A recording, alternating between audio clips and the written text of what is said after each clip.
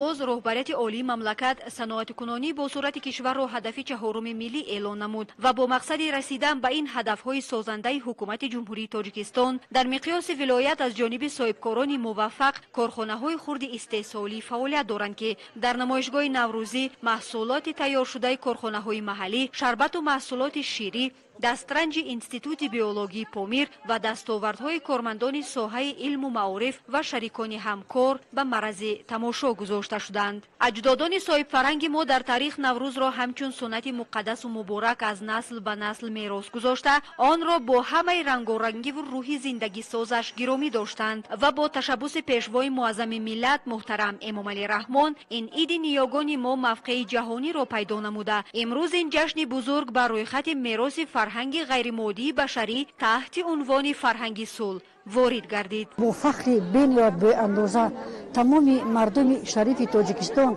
فخر میکنیم که نوروز محض با ابتکار و خرد والا و پیشنهاد محترم پرزیدنت کشورمان پیشوای معظم ملت جناب عالی محترم امام علی رحمان جهانی شد و من از فرصت بیکو تهنیت گفته به همگان سلامتی، بردباری، خانه آبادی، فرزندان نیک، جامعه سالم و تمام خوشحالی حیات را تمنا دارم. هر روزتون نوروز بود، نوروزتون فیروز بود.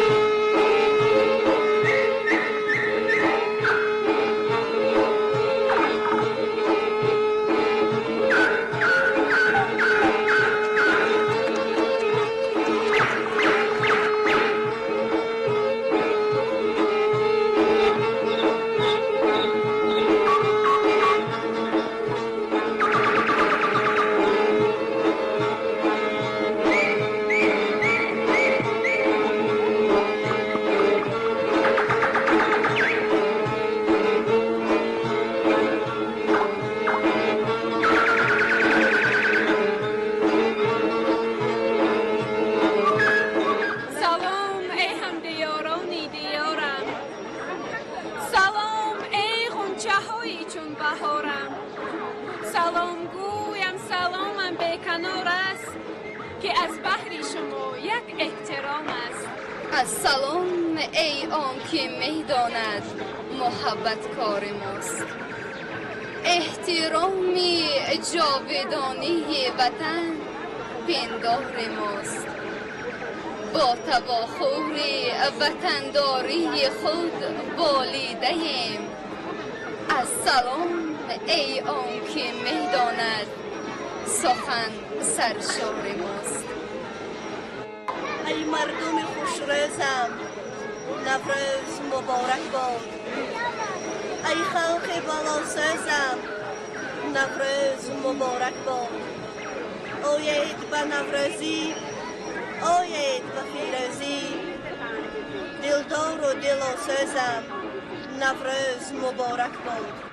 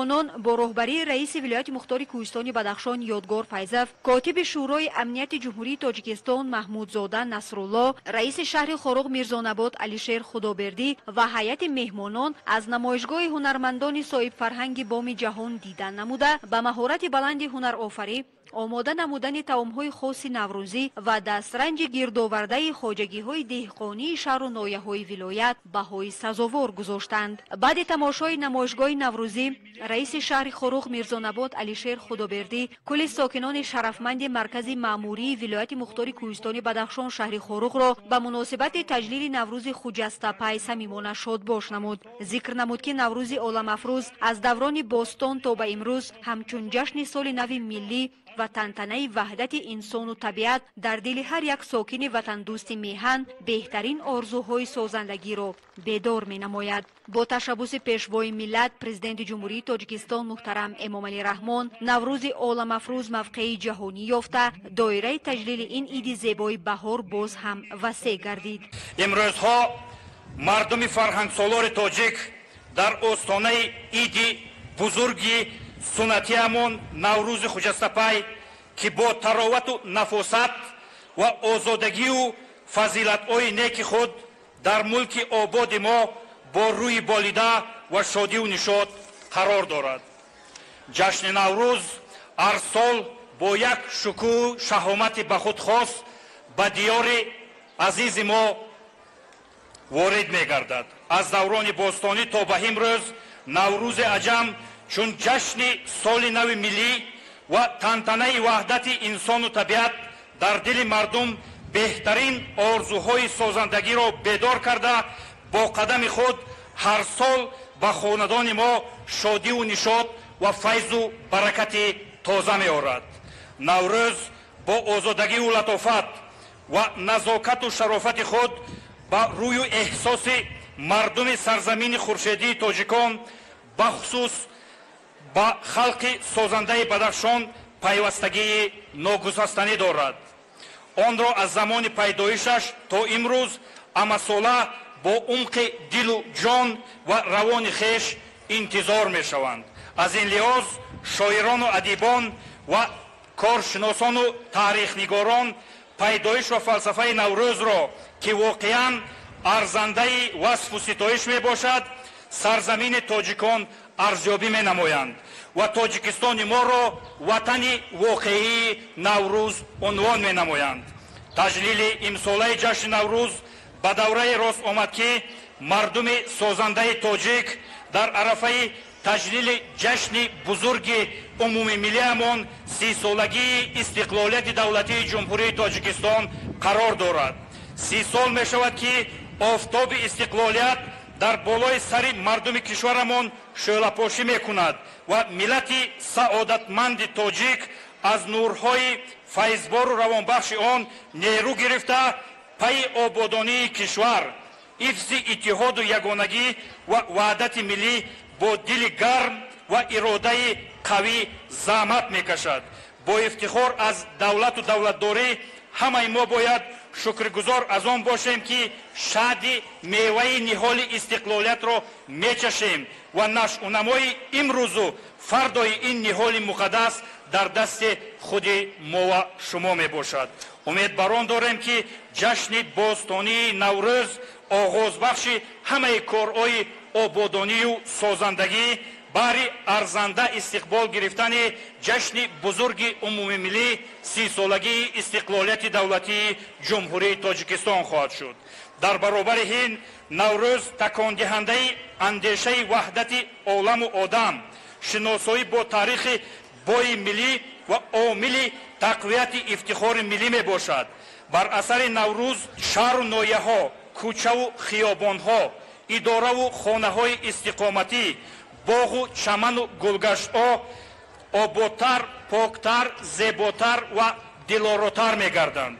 пешвои муаззами миллат президенти мамлакат муҳтарам Эмомалӣ Раҳмон дар яке аз баромадҳои худ дар арафаи таҷлили ҷашни Наврӯз барҳало қайд намуд. Наврӯз шоҳномаи шаҳриёрони миллати мост ки имрӯз аз баракати айёми истиқлолият раванди демократикунонӣ افزودن خودشناسی ملی عمر تازه یافته است و با نوای و ترانه دلپذیر هم قدم روزگار نو در تاجیکستان زیبامنظر ما سیر دارد. در حاشیه این سخنان رهبر دولت، مردم نجیب و با شرف شهر خورخ و کل مردم آزادنژاد تاجیک را از نام مقامات اجرایی حاکمیت دولتی شهر خورخ و شخصا از نام خودم به افتخار این عید پرفیض و دارای سنت‌های والای تاجیکان تبریک و مبارکباد نموده به همگان تن صحت، کشایش کار، بخت و سعادت، فیض و برکت نوروزی و برای کشور عزیز و محبوبمان تاجیکستان آفتابی که واقعا وطن نوروز می باشد پیشرفت و ترقیات را آرزومندم.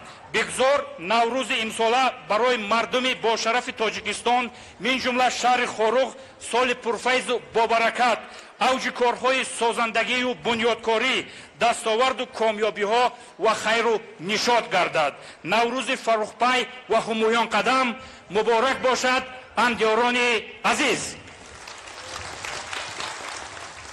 رئیس ولایت مختار کوهستان بدخشان محترم یادگار فیضوف با صمیمیت خاصه کل مردم سرفراز و وطن دوست ولایت مختار کوهستان بدخشان را با تجلیل ارزنده از جشن نوروز خجسته مبارکباد نموده ابراز داشت که خلق شرفمند و فرهنگ دوست تاجیک خصوصا باشندگان بام جهان امسال نوروز خوش اقبال را با روحیه بلند بنیادکاری و سازندگی، افتخار از دولت و دولتداری و آمادگی همه‌جانبه به تجلیل جشن مبارک و مقدس 30 سالگی استقلالیت دولتی جمهوری تاجیکستان قید می نمایند.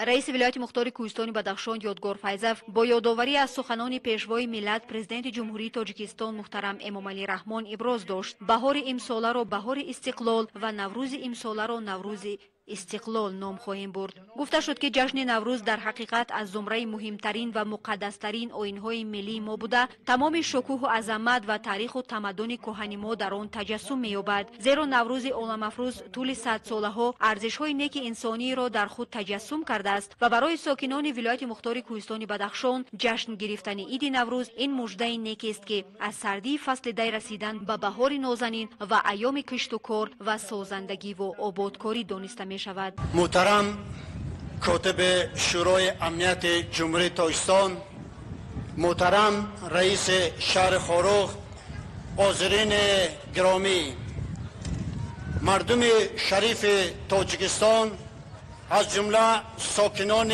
ولایت مختار کوهستان بدخشان، عید بین المللی نوروز خدیر ایام اجدادی را امسال در رویه بلند بنیادکاری و سازندگی، افتخار از دولت و دولتداری و آمادگی همه‌جانبه به تجلیل جشن مقدس و تاریخی 30 سالگی استقلال دولتی تاجیکستان عزیز قید می نمایند.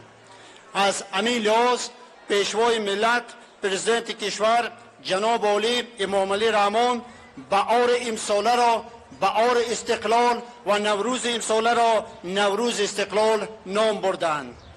اجازه فرمایید با کمال احترام و افتخار از صاحب استقلالی وطن محبوب و ملت دارای تمدن قدیمه و فرهنگ والا کل ساکنان ولایت جمهوری و ملتان برون مرزی را به مناسبت عید بین المللی نوروز تبریک و تهنیت گفته برای همگان صحتمندی، خانه‌آبادی، زندگی شایسته فردی آرزو نمایم. محض استقلالیت دولتی امکانیت فرامد که ملت تاجیک رو به ارزش‌های والای ملی خود آورده، فرهنگ، عنعنه، رسم و رسوم و مراسم ادعای مضمون بزرگ تاریخی و اجتماعی و اخلاقی داشته خود را احیا و در زمینه آنها جامعه نو همقدم زمان معاصر را بنیاد نماید. نوروز یکی از جشن‌های مردم آریایی نژاد است که گرچه تاریخ 6000 ساله دارد ولی در این مسیر دور و دراز نه یگان سرور دولت نه یگان خلق کوشش بخش داد که آن را به طور رسمی به جهانیان معرفی نماید. همین خوشبختی به خلق تاجیک و رهبر ما جناب عالی امامعلی رحمان میسر گردید که نوروز را سال 2009 از جانب کمیته حفظ میراث فرهنگی سازمان ملل متحد رسما فهرست یونسکو عاید به میراث بشریت فرهنگ جهانی داخل گردید و سال 2010 مجمع عمومی سازمان ملل متحد قطعنامه را قبول کرد که جشن نوروز مقام بین المللی کسب کرد. این برای مردم کهن‌بنیاد تاجیک افتخار بزرگ است و باعث سربلندی و سرفرازی هر یک ساکن تاجیکستان می باشد. این بار دیگر در عمل اثبات نمود که حقیقتاً تاجیکستان وطن نوروز است. سوال به میان می باید که جشن بین المللی اعتراف شدن نوروز به ما چی داد؟ یکم، این نفوذ دولت و مملکت تاجیکستان را در عرصه بین المللی برهم برداشته بار دیگر جهان را با جامعه تاجیک شناس نمود. دوم، نوروز یکی از عاملان و واسطه معرف کننده تاریخ، فرهنگ و ارزش‌های ملی ما به شمار رفته بازگوی قدیمه و صاحب تمدن بودن ملت تاجیک می باشد و این معلومات دسترس جهانیان گردید.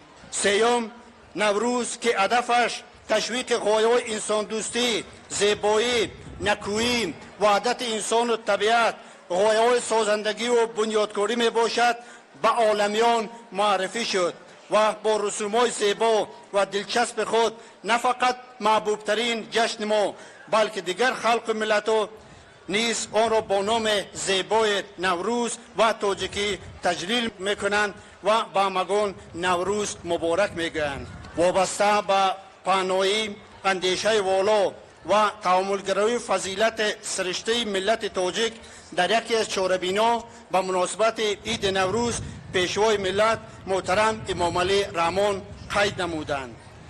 نوروز با یگان دین و مذهب رابطه ندارد بلکه جشن فرهنگی است که از سنت و آیین‌های انسان دوستانه و وحدت ساز و صلح پروانه عبارت بوده محض با همین مشخصاتش به جشن عمومی تبدیل یافته است. این آیین فرخنده با همه صفت‌های نیکبینانه‌اش به خاندان مردم صرف نظر از نژاد ملت و دین و مذهب وارد گردیده به هر یک فرد پیام خرمی و شادمانی و خوشبختی و خانه‌آبادی می آورد. تذکر باید داد که سرچشمه این عید فرخنده واقعی و طبیعی می باشد. در عمق فلسفه آن همگرایی انسان و طبیعت را می بینیم. از این رو مسلم است که به دانش و معرفت و آموزش علم‌های دقیق یگان جامعه و ملت نمی تواند قانون‌های طبیعت را کشف کند و به فایده خود استفاده برد. اقدام‌های نجیبانه پیشوای ملت محترم امام علی رحمان بابت اعلان نمودن 20 ساله آموزش و رشد فن‌های طبیعت شناسی رضایی و دقیق، آزمان‌های علم فروغ معرفت، فروغ صبح دانایی کتاب است و تاجیکستان وطن عزیز من جوهر ناب فرهنگ سال‌های زیر خاک گل مانده ما را از نو دریافته به جلو درآورد و راه به سوی جهان معاصر را برای تاجیکستانیان باز هم روشن و کشاد نمود. اعلان نمودن سالهای 2019-2021 سالهای رشد دیات و سیاحی و هنرهای مردمی نه تنها توجه هنرمندان اصیل را به احیای هنر و صنعت فراموش گشته جلب نمود بلکه در دارای آن رمز و نشانه‌های قدیمی عهد نوروز باستانی که نیز دارای مضمون عمیق حکمت‌آمیز و اهمیت اجتماعی از نو در ایجاد اسطوره‌های چیره‌دست انعکاس خود را یافتند. هزاران سیاحان امروز آرزوی تماشای جشنگیری نوروز را دارند. نوروز بسیار راه پرپیچ‌وتاب تاریخ را طی کرد. هم از اصطلاحگر عرب و هم از مغول سالهای اول شوروی جبر دید ولی در همه دور زمان فرزندان فرزانه و نیاگان دوراندیش ملت کهن‌بنیاد تاجیک نگذاشتند که این عید زیبای سال نو اجدادی ما از بین رود و در همه دور زمان نوبسته از گرسنگی و قحطی حتی در سالهای نارامی و جنگ آن را چون سال نو اجدادی با یک جهان امید و آرزوهای نیک جشن گرفتند. همگان آگاهی دارند سال گذشته به سبب پنهان گشتن کسالی کووید برای تجلیل این عید پرشکوه در تاجیکستان چقدر بحث و چقدر مناظره بودند، ولی با پشتیبانی و سیاست نیکبینانه پیشوای ملت ما آن را با یک امید و نیت و دعای پاک با تمام ارزش‌ها و رسم و آیین‌های اجدادی جشن گرفتیم. متشکلی، دست به دست گرفتن، ادامه کارهای سازندگی و آبادانی، شناندن نوالای باثمر، رشد کشاورزی و اجرای دیگر سنت‌های نوروزی در آن روزهایی که بیشتر دولت‌ها در تهلکه بودند به ما امکان داد که این وبای عصر را با تلفات کمترین پس سر نماییم. با قناعتمندی باید ذکر نمود که حاکمان عادل سرسپرده آریایی از قبیل جمشید و کروش کبیر و دیگر نیاگان ما با عقل و خرد، فتوت، جسوری و درک و مسئولیت رسالت تاریخ خود توانستند در مرحله‌های دشوار خصلت‌های برجسته رهبری نواسته به پنهان گشتن کسالی، بیماری در ردیف دیگر چاره‌بینا به مناطق‌های گوناگون کشور از جمله به ولایت مختار کوهستان بدخشان سفر نمودند و امید مردم را به زندگی در همین سفرهای خدمتی خود بازم گرمتر نمودند. قوم آریان نژاد از آن جمله ملت تاجیک در مسیر تاریخ فاجعه زیادی را از سر گذرانید. نه تنها شکست نخورد بلکه با رهبری و راهنمایی سروران فرزندان عاقل خود از هر یک فاجعه و مشکلات سبق نو آموخته به خزینه تمدن فرهنگ جهانی دردانه‌های زیادی را وارد نمود. ضرور می شمارم که در این زمینه در این روز شاگون بهار با استفاده از فرصت مناسب بار دیگر طبیبان حاذق، کل کارمندان ساحه تندرستی، رضاکاران، صاحبکاران سخاوت پیشه، اشخاص علاوه احسانکار، کارمندان نهادهای حفظ حقوق، نمایندگان وسایل اخبار عامه، جامعه شهروندی، خادمان دین، انستیتوت‌های جماعتی، شریکان رشد، دانرها، هموطنان برون‌مرزی و کل مردم ولایت که به طور متشکل به وایمه و تعلقه جهت پیشگیری، تبابت، پیشبرد کارهای فرماندهی، تامین و ترتیب جمعیتی و انعکاس واقع بینانه فعالیت دولت و مقامات محلی سهم سزاوار گذاشتند اظهار سپاس نمایم. تذکر باید داد که با وجود پسروی به سابقه اقتصاد جهانی، بسته گردیدن راه‌ها و ارتباط تجارتی، جمهوری تاجیکستان توانست در سال 2020 و 2 ماه سال روان یعنی از نوروز سال گذشته تا به نوروز امساله اکثریت نشاندادهای ماکرواقتصادی را در سطح ضروری نگاه داشت و در بعض سمت‌ها حجم استحصال و خدمت‌رسانی‌ها حتی بلندم گردید. یکی از سنت‌های ارزشمند نوروز این دستگیری طبقه نیازمند جامعه، یتیمان، پیرانسالان و بیماران و برجامندگان می باشد. مقامات اجرایی حکومت دولتی ولایت، شهر، نایه‌ها، ریاست اداره، تشکیلات و صاحبکاران و شخصان علاوه احسانکاران در این سمت همه ساله جهت عملی نمودن امر پرزیدنت کشور محترم امام علی رحمان در عرفه جشن‌های ملی و سنتی به آنها کمک مادی و مالوی رسانیدند. نوروز سنت و رسوم نهایت بای و پرمضمون داشته. مورد ذکر است که در بدخشان به نام خدیریان، شاگون بهار، ژمان نیز خیلی مشهور بوده، دارای بعض خصوصیت‌های جالب خود است که این از گوناگون فرهنگی ملت ما درک می‌دهد. گوناگون فرهنگی خود نیرو است.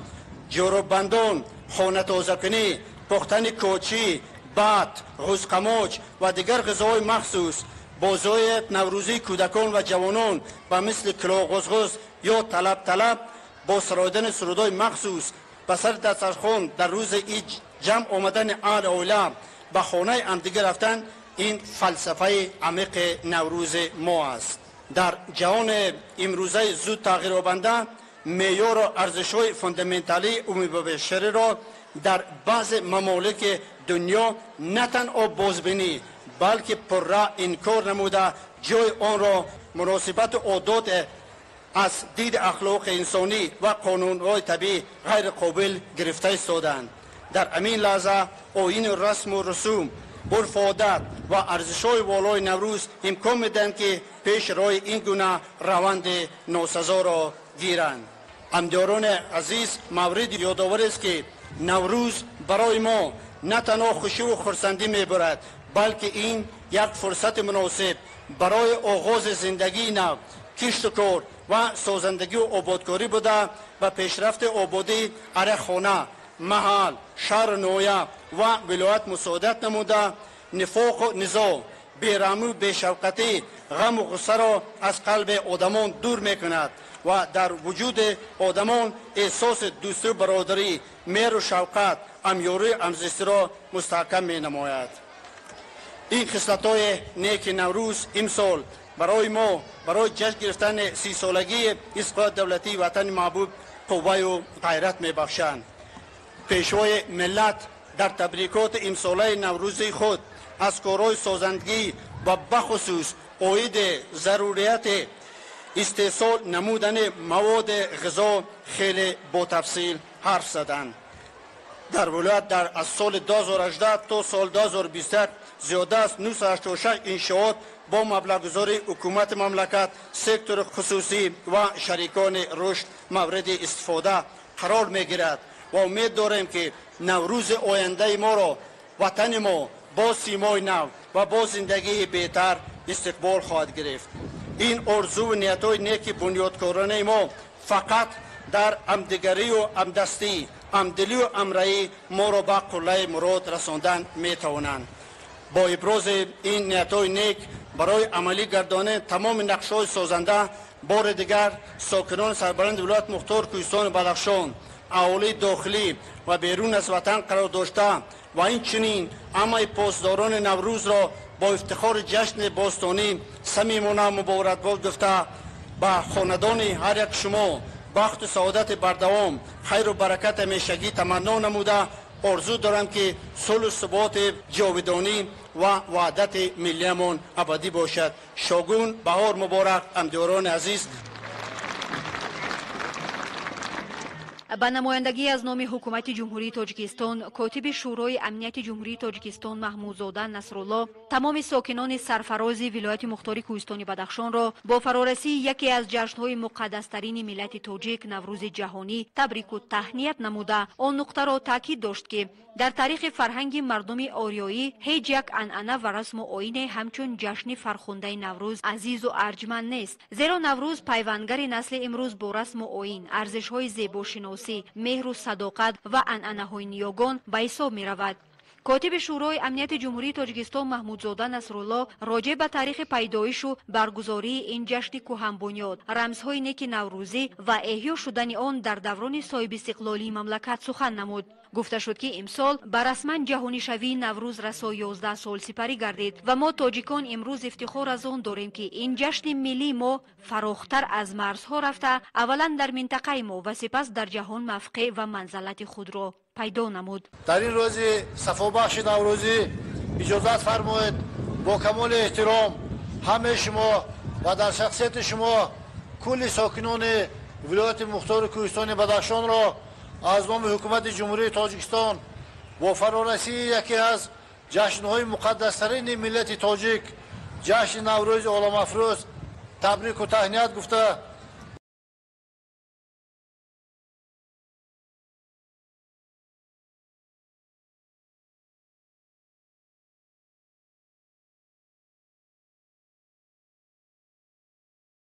و این سال برای هر یکی شما همچون سال برار و کامیابی باقی ماند. امروز بر رسما جهانی شوی نوروز 11 سال پر می شود. ما تاجیکان افتخار از آن میکنیم که این جشن ملی ما فراتر از مرزها رفته نخست در منطقه و سپس در جهان موقع و منزلت خود را پیدا کرد و آن از طرف سازمان ملل متحد همچون جشن بین المللی اعتراف شد. در قطعنامه سازمان ملل متحد عاید به روز بین المللی نوروز قید شده است که دولت‌های اعضای این سازمان معتبر باید در بلند برداشتن دانش و آگاهی جامعه جهانی درباره جشن نوروز از جمله تاریخ و سنت‌های نوروزی همه‌ساله برنامه و چاره‌بینی‌های علمی و فرهنگی برگزار نمایند. همزمان جشن نوروز در فهرست آثار فرهنگ غیرمادی عمومی جهانی سازمان یونسکو رسما ثبت گردیده است و در واقع مقام بین المللی گرفتن یا جهانی شدن نوروز خود جهانی شدن فرهنگ و تمدن ملت ما می باشد. تاجیکان در همه حالات و شرایط در غم و شادی با هم و دستگیری همدیگر بودند و میمونند. ما باید افتخار و شکرانه نماییم که امروز در فضای آزاد در مملکت صاحب اختیار آباد در شرایط صلح و ثبات کامل بزرگترین جشن اجدادیمان نوروز را تجلیل می‌نماییم. از فرصت مناسب استفاده نموده شما را به افتخار این جشن بزرگ ملی که ماهیت بین المللی گرفته است بار دیگر تبریک و مبارکباد نموده به هر یک شما تندرستی و سربلندی اقبال نیک و برای کار خواهان هستم. نوروزتان مبارک و فرخنده باد هموطنان عزیز.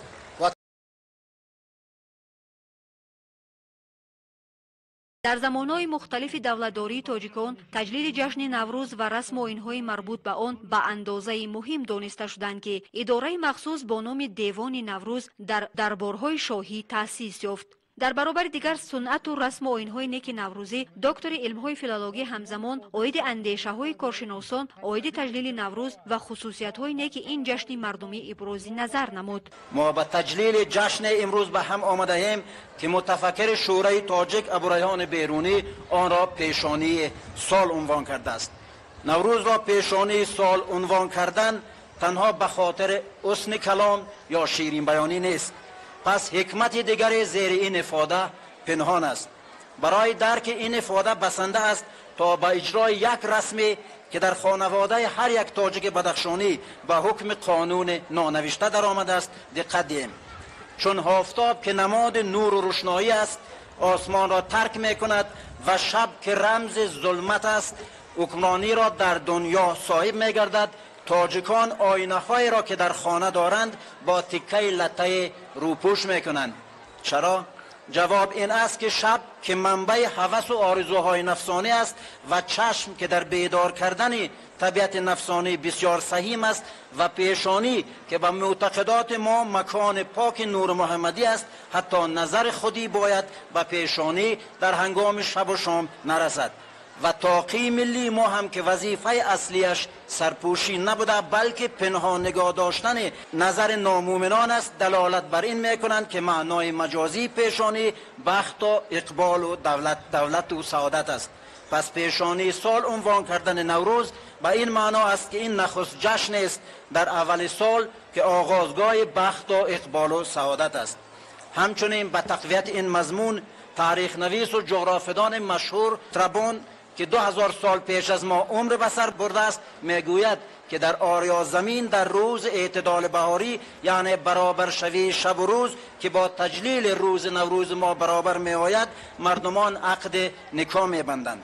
علت عقد نکاح هم که برپا نمودن عائله خوشبخت است معنای همان افاده پیشانی سال را می دهد. یعنی تمام جهانبینی تاجیکانه ما و تفکر سنتی ما در زمین اخلاق اعتدالاری بنیاد افکنده است. نوروز جشن موسمی نیست. نوروز جشن به تنظیم آوردن حیات انسان، جشن تبدیل آدم به انسان است.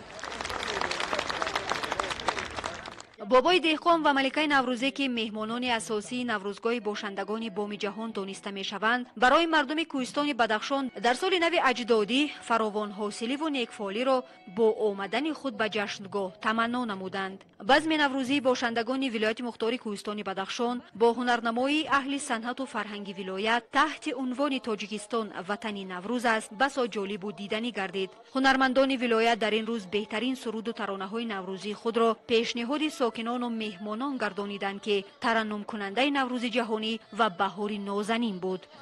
مرخشم روزی عجب آمدن است، مرخشم روزی عجب آمدن